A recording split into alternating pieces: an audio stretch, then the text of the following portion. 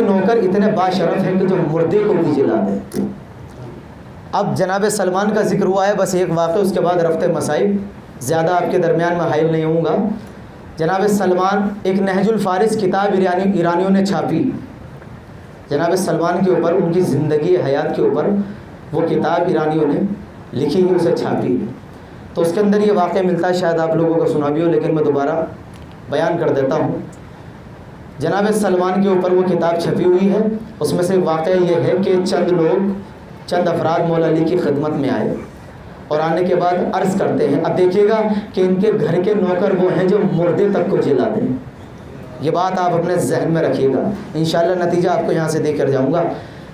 چند لوگ مولا علی کی خدمت میں آئے اور آنے کے بعد کہتے ہیں کہ یا علی، سنا ہے آپ مردے کو زندہ کرنا جانتے ہیں، سنا ہے آپ مردے کو زندہ کرنا جانتے ہیں۔ مولا علی نے ایک مرتبہ ان کے چہرے کی طرف نگاہ کی اور مسکرائے اور کہتے ہیں کہ یہ کام تو ہمارے گھر کے نوکر بھی جانتے ہیں۔ یہ امام علی کا جملہ ان کے تحت نظر تھا کہ یہ کام تو ہمارے گھر کے نوکر بھی جانتے ہیں۔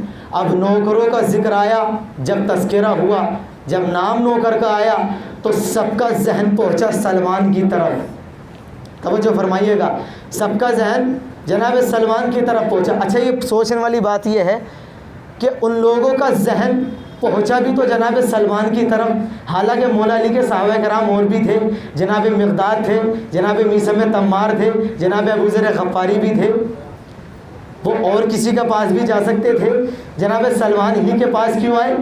ان کا ذہن جناب سلمان ہی کے پاس کیوں پہنچا؟ تو اذان محترم ان کا ذہن جناب سلمان کے پاس پہنچنے کی اس بات کی دلیل ہے کہ وہ جانتے تھے کہ سلمان بھی مردے کو زندہ کرنا جانتا ہے۔ توجہ فرمائیے گا، اب جیسے ہی ذہن پہنچا تو وہاں پہنچے کہ جناب سلمان جہاں پر موجود تھے، اور آئے اور آنے کے بعد کہتے کہ سلمان، جناب سلمان نے ان کی طرف دیکھا، کہتے کہ ہم تیرے مولا کے پاس سے آئے ہیں اور ہم نے ان سے بات کہی کہ یا علی، سنا ہے آپ مردے کو زندہ کرنا جانتے ہیں، تو انہوں نے فرمایا کہ یہ کام تو ہمارے گھر کے نوکر بھی جانتے ہیں، تو علی کا نوکر ہے، کیا تم مردہ زندہ کر سکتا ہے؟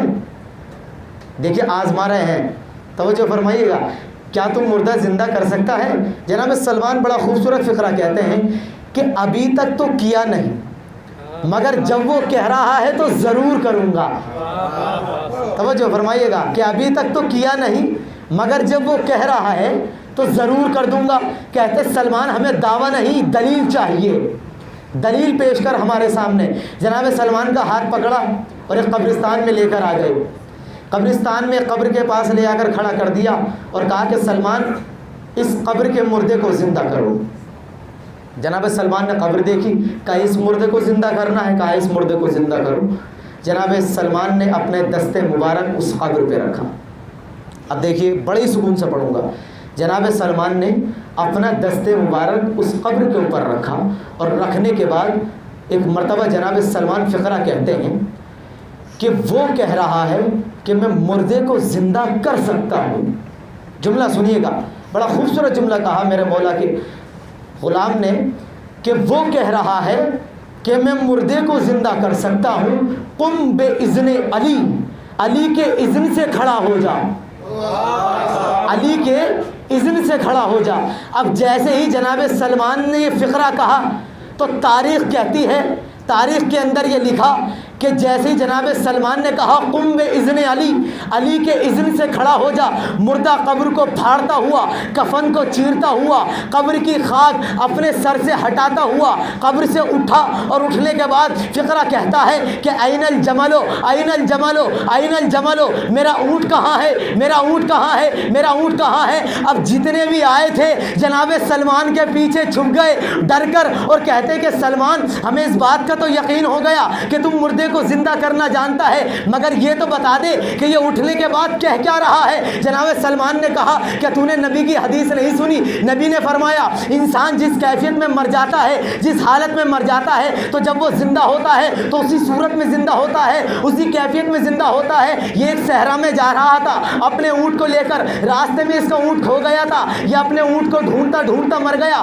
تو اس کی زبان پر فقرہ یہ تھا کہ این الجملو، این الجملو، میرا اونٹ کہاں ہے، میرا میرا اونٹ کہاں ہے؟ تو اب یہ زندہ ہوا ہے تو اس کی زبان پر پھر یہی فقرہ ہے کہ سلمان ایسی بات ہے، کہاں یہی بات ہے کہ جبھی تو ہم تم سے کہتے ہیں مدینے کی گلیوں میں جہاں بھی اٹھو، جہاں بھی بیٹھو، جہاں بھی جاؤ، جہاں بھی رہو، ہر وقت اپنی زبان پر علی رکھو۔ اگر تم مر جاؤ تو تمہاری زبان پر علی ہو، جب زندہ ہو جاؤ تو علی کے نام سے زندہ ہو۔